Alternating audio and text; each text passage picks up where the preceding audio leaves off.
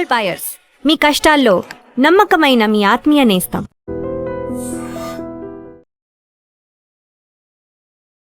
Hello views, welcome to iDream media.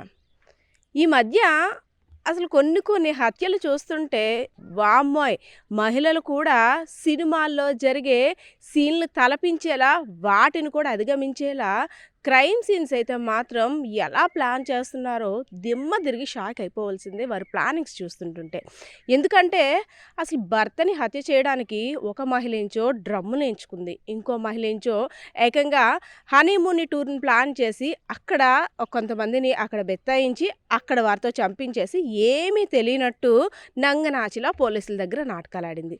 రీసెంట్గా విశాఖపట్నం జిల్లా భీమిలి నియోజకవర్గం వలందపేట గ్రామంలో ఒక మహిళ తన భర్తని చున్నీతో ఉరివేసి వడదెబ్బ కారణంగా నా భర్త చనిపోయాడంటూ వగలమారి ఏడుపులతో అందరినీ కూడా నమ్మించడానికి ప్రయత్నం చేసింది.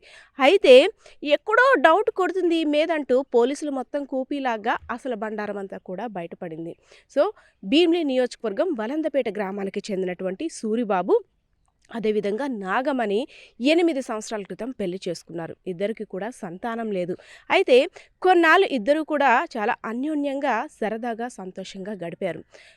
ఎవరైతే నాగమణి ఉందో తను ఒక నూడిల్ షాప్లో వర్కర్గా చేస్తుంది.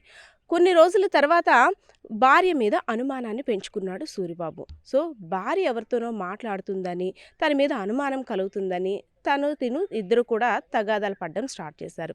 ఇద్దరు కూడా పెద్ద మనుషుల దగ్గర సిట్టింగ్ వేసుకొని తమ యొక్క తగు సమస్య పరిష్కారం కోసం చాలాసార్లు ప్రయత్నించారు.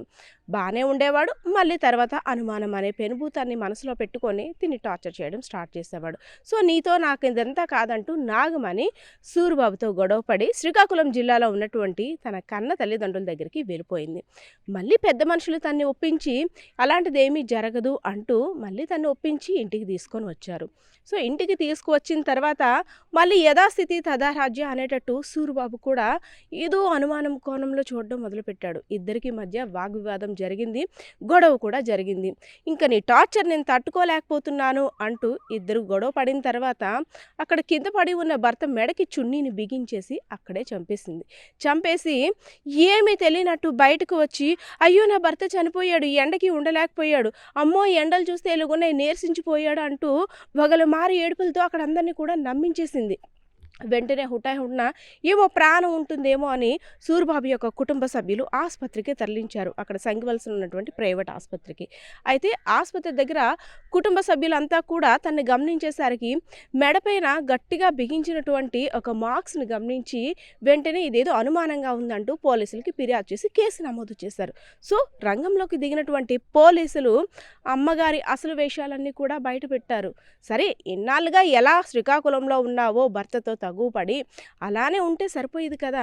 నిండు ప్రాణాన్ని బలి తీసుకొని కుటుంబంలో ఒక పెద్ద దిక్కును కోల్పోయేటట్టు చేసావు. ఆ తల్లిదండ్రులకి పుత్రులేని బాధని మొత్తం జీవితాంతం కలిగేలా చేసావు. సో ఇలాంటి మూర్ఖురాల్ని తప్పకుండా శిక్షించాలని ఆ కుటుంబ సభ్యులైతే మాత్రం ఆందోళన వ్యక్తం చేశారు. సో పోలీసులు కూడా ఈ కేసును ఒక ఛాలెంజ్గా తీసుకొని అసలు జరిగిన బండారం అంతా కూడా ఆమె నోటితోటే కక్కించారు. నాగమణి అని పేరు పెట్టుకొని నాగుపాముల విషం చిమ్మింది నా కొడుకుపై అంటూ కూడా ఆ తల్లిదండ్రులు అయితే మాత్రం నాగమణిని దూషిస్తున్న పరిస్థితి అయితే అక్కడ కనిపిస్తూ ఉంది. ఎందుకంటే రీసెంట్గా అసలు విశాఖపట్నంలో రోజుకో రకంగా ఇలాంటి క్రైమ్ రేట్స్ అన్నీ కూడా పెరిగిపోతున్నాయి.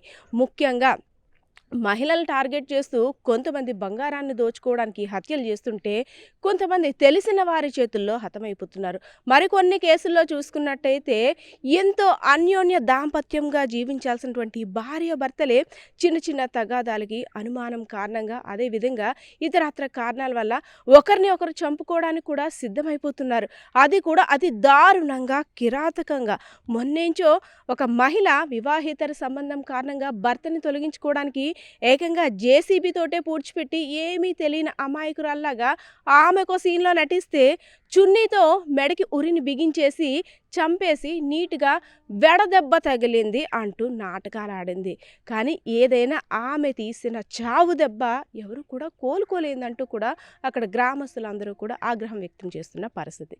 కెమెరా పర్సన్ బాలకిషోర్తో పద్మ, ఐడ్రీమ్ మీడియా, విజయనగరం.